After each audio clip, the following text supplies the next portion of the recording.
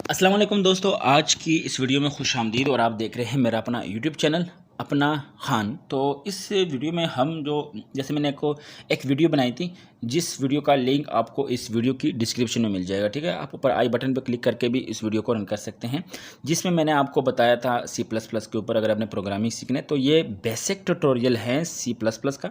ठीक है, तो यहाँ पे आपको नज़र आ रहा है, यहाँ पे इंट्रोडक्शन ऑफ C++ पे क्लिक करेंगे तो यहाँ पे हम C+ की तरफ से इंट्रोडक्शन करेंगे, क्योंकि प्रोग्रामिंग सीखने से पहले हमें उस प्रोग्रामिंग के बारे में जानना ज़रूरी है, उसकी इंट्रोडक्शन होना ज़रूरी है, उसका हिस्ट्री के बारे में, और उससे हम कौन कौन से सॉफ्टवेयर, उससे कौन कौन से प्रोग्राम कर सकते हैं, उसके बारे में हमें जानना ज़रूरी है। तो आज की इस वीडियो में हम इन चीज़ों को कवर करेंगे। ठीक है, तो अपने वीडियो को लास्ट तक ज़रूर देखना है अगर आप प्रोग्रामिंग सीखना चाहते हैं। ठीक है, अगर आप प्रोग्रामिंग सीखना चाहते हैं इस वीडियो को लास्ट तक ज़रूर देखें। तो अब हम कवर करेंगे, ठीक है, इस चीज़ को। तो सबसे पहले आते हैं इंट्रोडक्शन टू C प्रोग्रामिंग। ठीक है, मैं यहाँ पे आपको ब्रशेस को ओपन कर दूंगा ताकि हमारे लिए आसानी हो। ठीक है, तो हम ब्रशेस को ओपन किए तो यहाँ पे आपको नज़र आ रहा है इंट्रोडक्शन ऑफ C प्रोग्रामिंग। ठीक है, तो यहाँ पे हम क्या कर सकते हैं, तो यहाँ पे आपको यहाँ से आप स्टार्ट कर सकते हैं, ये वाला लाइन। ठीक है, ठीक है, अब यहाँ पे लिखा हुआ है कि C++ is a journal purpose programming language. तो ये एक जर्नल पर्पस मतलब आम प्रोग्रामिंग लैंग्वेज है, जिसको हम आम मकसद के तौर पर किसी भी चीज़ के लिए इस्तेमाल कर सकते हैं। इसको डेवलप किया गया है जो C प्रोग्रामिंग लैंग्वेज को इन्हांस करके, उसको एडवांस वर्जन है C++। ठीक है, और जो यहाँ पे एक लफ्ज़ आपको हर जगह मिलेगा, इंक्लूड ऑब्जेक्ट ओरिएंटेड। ठीक है, तो ऑब्जेक्ट ओरिएंटेड प्रोग्रामिंग वो प्रोग्रामिंग होती हैं जो ज़्यादा एडवांस लेवल की होती है। ठीक है, उसको हम ऑब्जेक्ट ओरिएंटेड कहते हैं।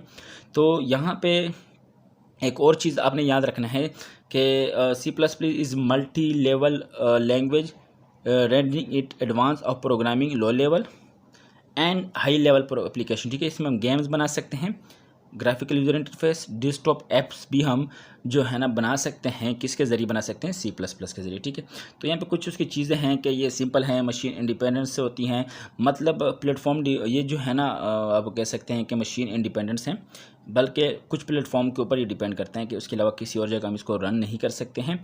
तो इस तरह मल्टी लेवल हैं, बहुत सारी चीज़ें हैं, ये हम बाद में इसको करेंगे, इतनी ज़्यादा ज़रूरी नहीं है।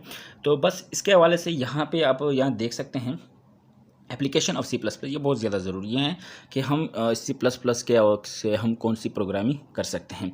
जो सबसे पहली चीज़ है वो यहाँ पे आपको ये नज़र आ रही है, तो यहाँ पे लिखा हुआ है ऑपरेटिंग सिस्टम या सिस्टम प्रोग्रामिंग।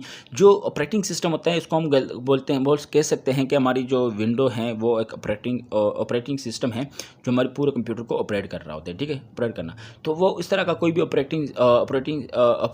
लिखा हुआ ऑपरेटिंग सिस्टम को हम बना सकते हैं कि हमारा सिस्टम को ऑपरेट करे। जैसे कंप्यूटर को जो ऑपरेट करने वाला सिस्टम उसको हम विंडो कहते हैं, वो भी विंडो को कंप्यूटर की ज़बान में ऑपरेटिंग सिस्टम कह सकते हैं। ठीक है, इसके साथ साथ हम ब्राउज़र बना सकते हैं, जैसे क्रोम हो गया या फायरफॉक्स हो गया। ठीक है, वो भी हम C++ के ज़रिए बना सकते हैं और C++ उसमें इस्तेमाल भी हुई हैं। ग्राफिक्स होते हैं, गेम इंजन हो गए, फोटोशॉप, ब्लेंडर या यूनरेल इंजन हो गए, तो ये वो एप्लीकेशन जिसमें C++ में बनाए हुए हैं। ठीक है, इसके साथ साथ डेटाबेस भी कम कर सकते हैं, MySQL हो गया, क्लाउड कंप्यूटिंग है या डिस्ट्रीब्यूटिंग सिस्टम है जिसमें हम डेटा को स्टोर करते हैं, वो भी हम C++ के साथ कर सकते हैं। तो ये कुछ बेसिक इंट्रोडक्शन थी जो मैंने आपको C++ के हवाले से दी हैं। तो इसमें हम इंशाल्लाह अभी मैं आपको और चीज़ें भी दिखाता हूँ। ये तो इंट्रोडक्शन हो गई, यहाँ पे हम डिफ्रेंशिएट भी कर सकते हैं कि C और C+ में क्या है। तो यहाँ पे आप कह सकते हैं कि जो C लैंग्वेज है वो 1969 को डेवलप की गई थी, 80 और NT या बेल लैब्स के अंदर। तो उसका जो एडवांस वर्जन था वो 1979 को बनाया गया। फिर इसकी जो लैंग्वेज है C, वो प्रोसीजर लैंग्वेज है। ठीक है, वो ज़्यादा डिफाइन लैंग्वेज नहीं है, बल्कि C++ उसका एडवांस वर्जन है जो ऑब्जेक्ट ओरिएंटेड है, यानी वो एक एडवांस लेवल की लैंग्वेज बन गई, एडवांस। ठीक है, उसको हम कहते हैं ऑब्जेक्ट ओरिएंटेड। ठीक है, फिर यहाँ पे C लिखा है कि does not support the object Orient programming, जैसे मैंने आपको पहले कहा है। तो ये ऑब्जेक्ट ओरिएंट प्रोग्रामिंग क्या होती है, मतलब है कि इसमें हम स्ट्रक्चर बना सकते हैं, इस प्रोग्रामिंग को एक दूसरी प्रोग्राम में इसको कॉल कर सकते हैं और इंस्टेंस कर सकते हैं। तो तमाम चीज़ें इसमें मौजूद होती हैं ऑब्जेक्ट ओरिएंट में। ठीक है, तो C को हम कैप्सुलेट नहीं कर सकते, यहाँ पे डेटा को जो फ्री एंटिटी या can be manipulate outside code, मतलब कि हम एक कोड बनाते हैं, प्रोग्रामिंग करते हैं। ठीक है, इसका मैं बता रहा हूँ। यहाँ पे देखो सिक्योरिटी के हवाले से भी इसमें हैं, तो इसमें बहुत सारी चीज़ें हैं, ये आप पढ़ सकते हैं कि सी और इसमें क्या फ़र्क हैं। फिर बहुत सारी चीज़ें भी दी हुई हैं। अच्छा, यहाँ डिफरेंट यहाँ पे देखो ना, ये आपको समझने की ज़रूरत है, ठीक है, कि प्रोसीजर और ऑब्जेक्ट ओरिएंटेड प्रोग्रामिंग लैंग्वेज में फ़र्क क्या होता है, ठीक है। ये भी हम यहाँ पे पढ़ेंगे, क्योंकि सी प्लस जो सी लैंग्वेज है वो प्रोसीजर लैंग्वेज है, और जो सी प्लस प्लस है वो ऑब्जेक्ट ओरिएंटेड लैंग्वेज है, ठीक है। तो यहाँ पे आप देख सकते हैं कि ये हमारे पास सी लैंग्वेज है और ये सी प्लस प्लस है, ठीक है। तो इन फोकस ऑन प्रोसीजर, कि वो उस प्रोसीजर के ऊपर फोकस करते हैं, जो हमने हिदायत दी होती है सिर्फ उसी को वो फोकस करती हैं।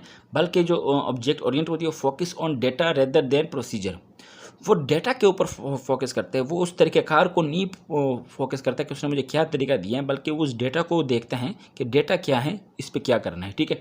अच्छा, फिर यहाँ पे होते हैं टॉप डाउन प्रोसीजर अप्रोच, ये इंशाल्लाह हम आगे पढ़ेंगे कि ये जो है ना टॉप से स्टार्ट होते हैं, डाउन की तरफ जाते हैं, जबकि जो ऑपरेटिंग से वो हैं वो बॉटम, यानी हम बॉटम से स्टार्ट करते हैं उसकी डेवलप, और हम टॉप तक जाते हैं, यानी डाउन से स्टार्ट होके टॉप तक जाते हैं।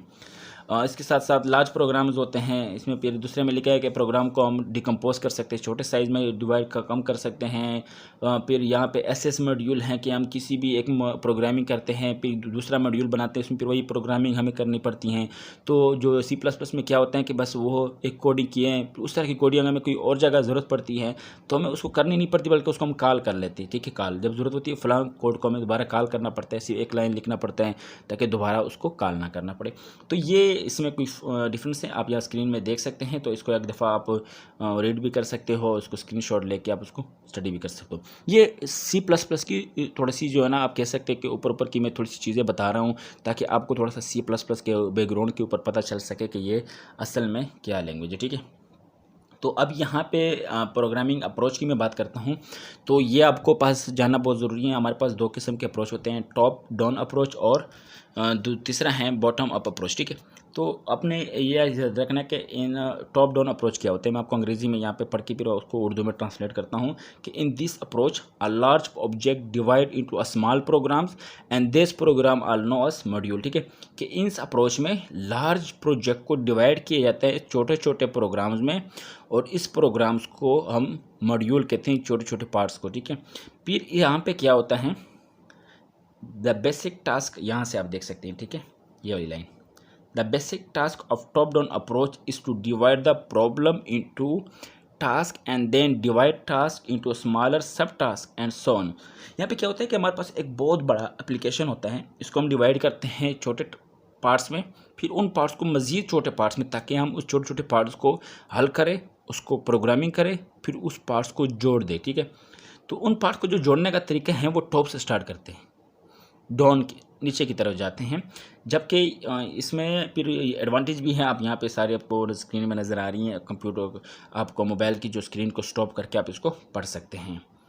जो बॉटम अप्रोच है, इसमें क्या होता है कि C plus plus use the bottom up approach for project development, it is on alternative approach to the top down approach. यहाँ पे क्या होता है, this bottom level module develop first, ठीक है ना। कहते हैं जो बॉटम लेवल की जो मॉड्यूल होती हैं, जो उसके जो पार्ट्स होते हैं प्रोग्रामिंग को सॉफ्टवेयर के, वो हम पहले डिवाइड बनाते हैं, ठीक है। मतलब है कि लोअर लेवल के मॉड्यूल को हम डेवलप करते हैं, यहाँ पे आपको नज़र आ रहा है, यहाँ पे मेरे पास डेवलप करते हैं मॉड्यूल को यहाँ तक, ठीक है। फिर उसको हम बना के डेवलप करने के बाद टेस्ट करते हैं, फिर डिबग करते हैं, इसमें कोई मसला होगा उसको दुरुस्त करके करते हैं, फिर हम नेक्स्ट मॉड्यूल डेवलप करते हैं, टेस्ट करते हैं, फिर उसमें खामियां निकाल के दुरुस्त करते हैं। तो ये प्रोसीजर चलता है कंटिन्यूसली अटिल द कि सारे हमारे मॉड्यूल कंप्लीट ना हो जाए। फिर हम क्या करते हैं कि जो बॉटम अप्रोच हैं उसको हम शुरू करते हैं, ठीक है। मतलब है कि बॉटम से स्टार्ट करके टॉप की तरफ जाते हैं। तो ये हमारे पास दो अप्रोच होते हैं जो हमने इस्तेमाल, अब कोई भी एक कर सकते हैं, इसमें कोई ज़रूरी नहीं है आप बॉटम अप के आपने कहाँ से स्टार्ट करना है। तो यहाँ तक इंशाल्लाह हमारी कैरेक्टर्स ऑफ ओप्स हो गया, ठीक है, कि इसका फ़ायदा क्या है, क्या किस चीज़ के लिए हम इस्तेमाल कर सकते हैं।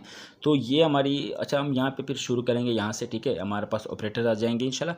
तो ये बड़ा इंटरेस्टिंग वीडियो नेक्स्ट होने वाला है। तो यहाँ पे मैं आपको थोड़ा सा दिखा दूँ, यहाँ से ऑपरेटर करेंगे कि हम यहाँ पे प्रोग्रामिंग लैंग्वेज में कौन कौन से ऑपरेटर, ठीक है, अरिथमेटिक ऑपरेटर होते हैं, प्लस माइनस वाले, ग्रेटर लेस देन हो गया, एंड और हो गया, इंक्रीमेंट हो गया, बीट वाइज हो गया। ये हम जब इंशाल्लाह पढ़ेंगे, इसको हम प्रोग्रामिंग लैंग्वेज में यूज़ करते हैं, आपको आना चाहिए इंशाल्लाह। ये नेक्स्ट वीडियो में हम इसको सीखेंगे कि ये कैसे ہوتے ہیں, ہم اس کو کیسے استعمال کرتے ہیں. انشاءاللہ میں آپ کو بالکل آسان سے, بالکل چھوٹے بچوں کی طرح پروگرامنگ سکھاؤں گا. C++, آپ نے اس کو سیکھ لیا, ساری پروگرامنگ آپ کے لیے آسان ہو جائے گی. ٹھیک ہے, تو آپ نے اس ویڈیو کو اگر لاسٹ تک دیکھیں تو آپ کو کچھ نہ کچھ C++ کے بارے میں تھوڑی سی, اگر میں کہہ سکتا ہوں کہ اگر 100 میں 2% بھی آپ کو تھوڑی معلومات ملی ہیں تو بہت بڑی بات ہے. انشاءاللہ جب ہم نیکسٹ پروگرامنگ سٹارٹ کریں گے, ہمیں تو تھیوریٹیکل کو تھوڑا سا ہم نے اس کو ٹچ کیا ہے. انشاءاللہ نیکسٹ ویڈیو میں ہم پروگرامنگ کو میں بتاؤں گا کہ یہ ہوا, یہ کیسے ہوا ہے.